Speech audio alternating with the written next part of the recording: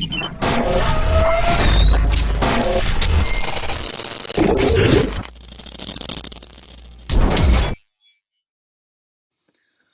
right, so we know why we're here. As you can tell by my background, we're here to talk about whether Fred VanVleet will resign with the Toronto Raptors this offseason. Um, it's a big time decision for both Fred VanVleet and the Raptors. This will kind of determine whether they need another floor general to kind of take his spot moving forward, or whether he'll be the future for us for the next 10 years. Um, but that being said, Fred VanVleet this postseason, especially in the Brooklyn series, was absolutely phenomenal. Um, he was lights out from three that whole series. It was pretty, short and quick. Obviously, we swept the Brooklyn Nets, and as much as we can say that they were undermanned with all the COVID situations and all the injuries that they had, especially to the main two stars with Kyrie Irving and Kevin Durant, we made quick work with them. But it is what it is. Injuries are part of the game, and we took care of business. As for the Celtics series, Fred VanVleet was a little bit more inconsistent, even though he had big moments in big time games to help us, push that series to 7 games. It wasn't quite enough for us to kind of go over the top and back to the conference finals for the second straight year. But it is what it is. We live and we learn, and this is nothing but a positive note.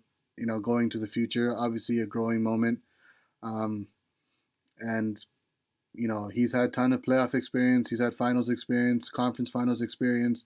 He's had big time shots against Milwaukee and Golden State. Obviously, he hit 7 threes in that game 5 on the road in Milwaukee in a tough environment to give us that 3-2 lead, along with Kawhi Leonard, to help us get over the top. And without his shots, um, we probably wouldn't have made it for sure. He was probably the second best player in those last, well, not in the whole series, but definitely in that game 5 for sure. Um, and he stepped it up big. He's not scared of the moment. He's had a winning culture, a winning mentality all his life. Out of Rockford, Illinois, he's had, he went to college for 4 years at Wichita State. He's only 26 years old.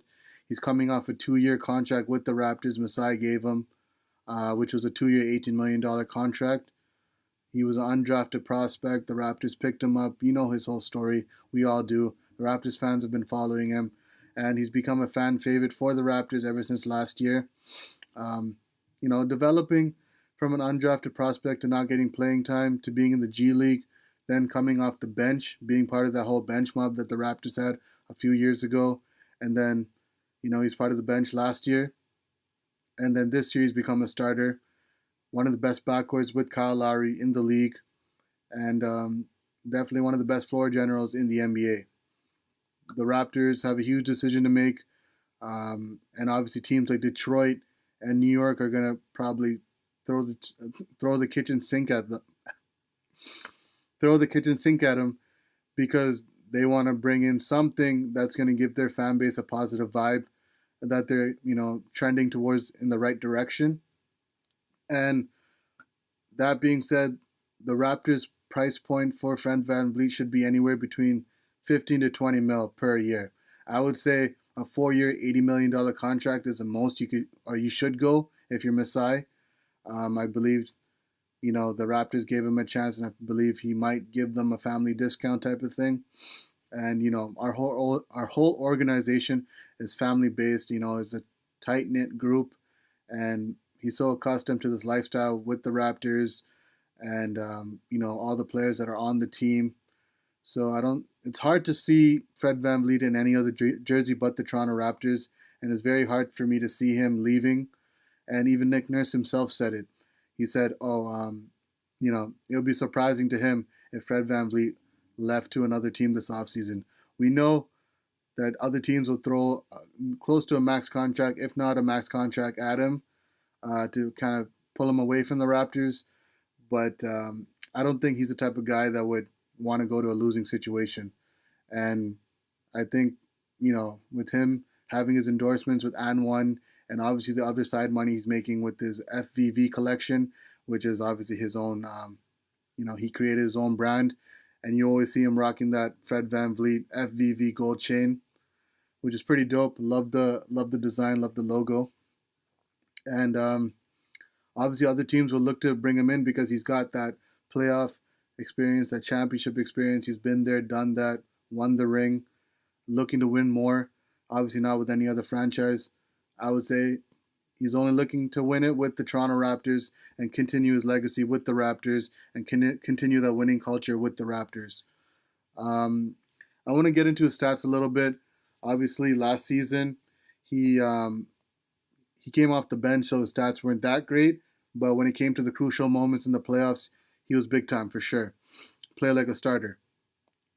But with the Raptors last season in the 2018-2019 season, um, he made 246 field goals out of 600 attempts. He was 41% from the field, and he made 97 free throws out of 115 attempts for 84.3% from the free throw line. He made 112 three-pointers last season out of 296 attempts, which is just under 38% from the three-point line. And he averaged 11 points, 2.6 rebounds, 4.8 assists, only 1.3 turnovers, zero point 0.9 steals, and zero point 0.3 blocks, and 110 personal fouls overall in the season. Now, that was from last season coming off the bench. He's definitely had a career year, and he's even elevated that in the postseason this year.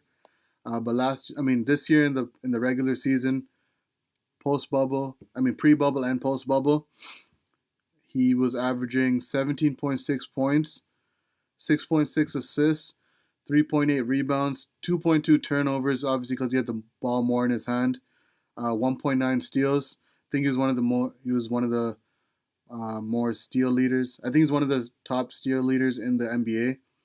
0.3 blocks, 132 personal fouls. He made 146 three-pointers out of 374 attempts, 39% from the three-point line. And he made 319 field goals out of 773 attempts for 41% from the field, and 168 free throws made out of 198 attempts for 84.8%, which is just a little under 85%. Mostly all career high numbers. And then in the postseason, he increased that amount. He averaged 19.6 points, 6.9 assists, 4.4 rebounds, 2 turnovers, 1.6 steals, and 0.6 blocks. With 27 personal fouls in the postseason, he made 43 three-pointers in the postseason out of 110 attempts, which was 39% from three. And then he made 76 field goals made out of 190 attempts for 40% from the field. And he was 21 free throws out of 25 attempts for 84%. Obviously, the Boston series was a little bit more tough for him to get in the paint. They were a little bit more locked in. They had a lot of long defenders that could kind of block his shots and make sure that he didn't get into the paint easily. So he was mainly taking three-pointers when he was open. And in the Brooklyn series, he was absolutely a stud going into the paint. I mean, they had no answer for him at all.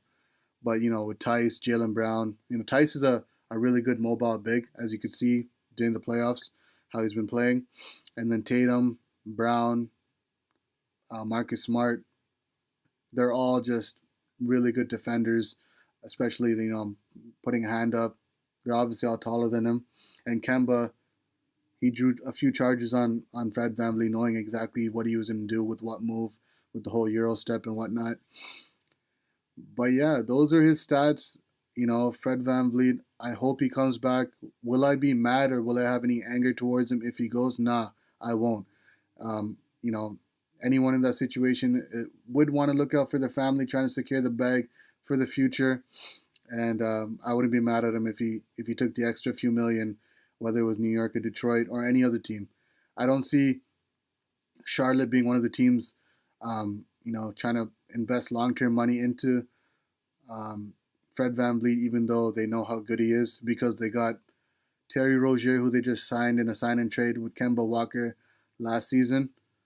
And he's like on a 4-year, $83 million deal, something like that, something along those lines. And then you got Devonte Graham, who was a candidate for Most Improved Player.